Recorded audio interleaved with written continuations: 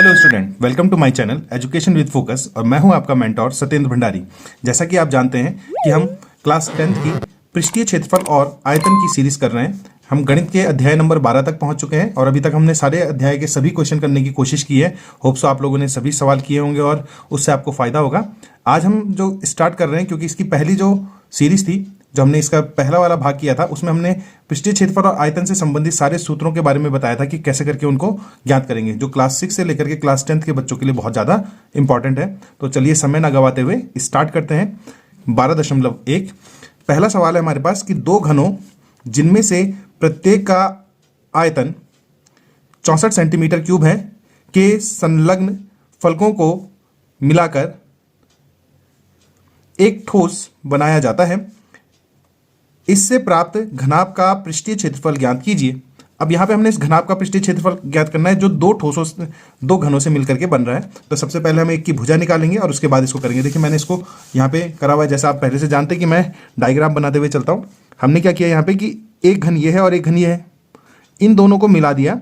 तो घन किसे कहते हैं कि घन की तीनों ही भुजाएं क्या होती है, बराबर। यदि ए, परंतु जब हम इसको देख रहे हैं तो ये क्या हो जाएगा, a + a।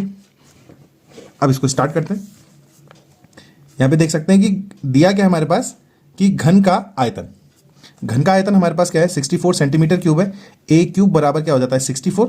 अब यदि हम देखें तो a बराबर क्यूब रूट 64 आ जाएगा। और 64 जो होता है वो 4 का क्यूब रूट होता है। 4 चको 16, 16 चको 64। तो ये घन की जो भुजा है यहां से लेकर के यहां तक की जो डिस्टेंस है वो कितनी आ गई आपके पास, 4। तो चौड़ाई इसकी 4 हो गई, ऊंचाई 4 हो गई, परंतु लंबाई 4 और 4 जोड़ करके क्या हो जाएगा, 8। तो देखिए हमारे पास क्या हो जाएगा, a + a कितना हो जाएगा, 4 + 8 सेंटीमीटर।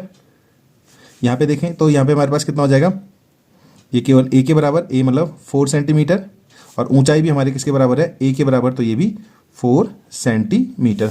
हम इसको इस प्रकार से दिखा सकते हैं, ये पूरा का पूरा कितना हो गया, 2a, और ये a है और ये भी a है।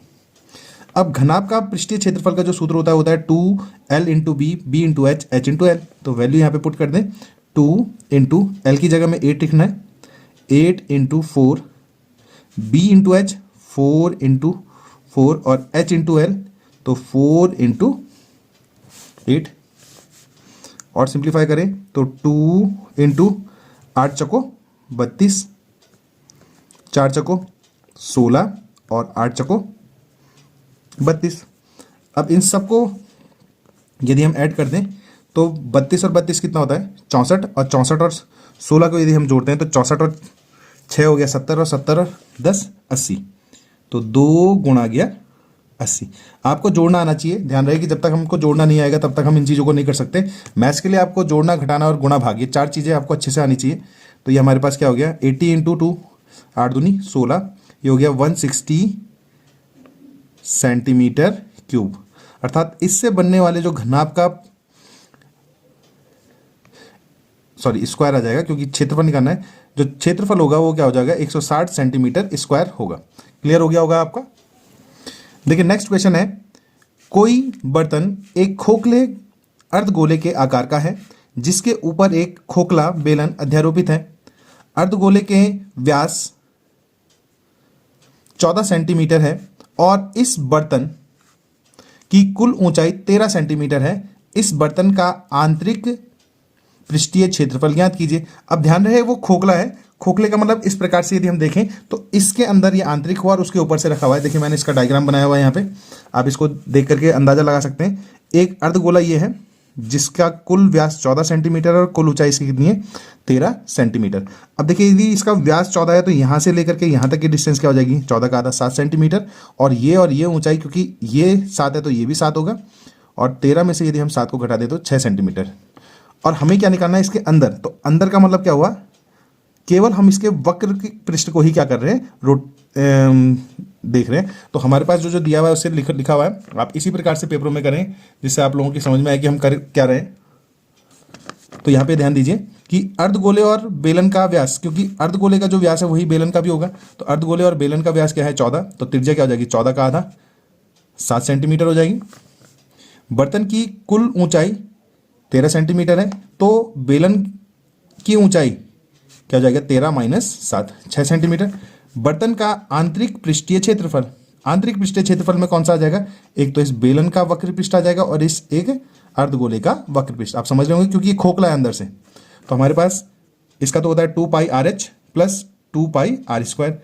2 पाई आर कॉमन ले लिया तो एच प्लस आर, इसे सिंप्लीफाई कर दें, 2 इंटू पाई का मान 22/7, इसकी वैल्यू भी आर की वैल्यू 7 है और यहाँ पे क्या जाएगा, इसका मान 6 प्लस 7, इससे ये कट गया। सिंप्लीफाई करें यहाँ पे तो 22 दूनी 44 हो गया और यहाँ पे देखें तो 13 हो रहा है, 13 चक्को हमारे पास कितना हो गया 52 हासिल किया, 5 13 चक्को 52, 52 और 5 हमारे पास कितना हो जाता है 57। तो फाइनली हमारे पास जो आ गया इसकी वैल्यू आ गई यहाँ पे 572 और क्षेत्रफल है तो क्या आ जाएगा सेंटीमीटर स्क्वायर। इस प्रकार से इसका आंतरिक पृष्ठीय क्षेत्रफल हो गया।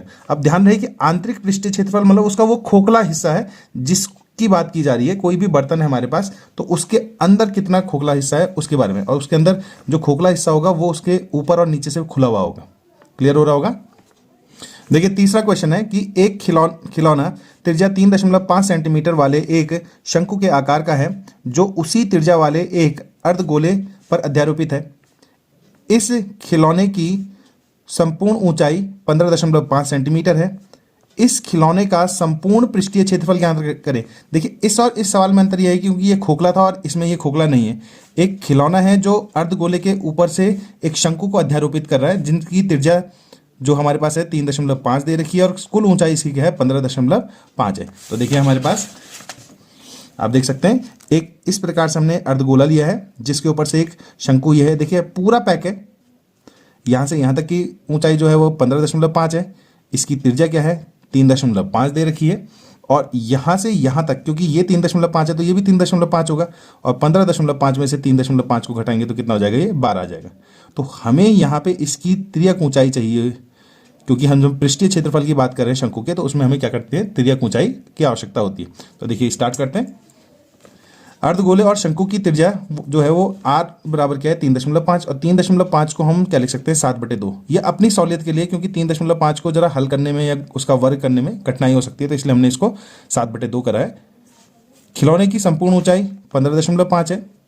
शंकु की ऊंचाई 15.5 माइनस 3.5 तो ये हमारे पास 15.5 में से 3.5 गया तो ये हो गया हमारे पास 12 सेंटीमीटर। अब शंकु की त्रियक ऊंचाई जो L बराबर होता है वो क्या होता है √h² प्लस r²।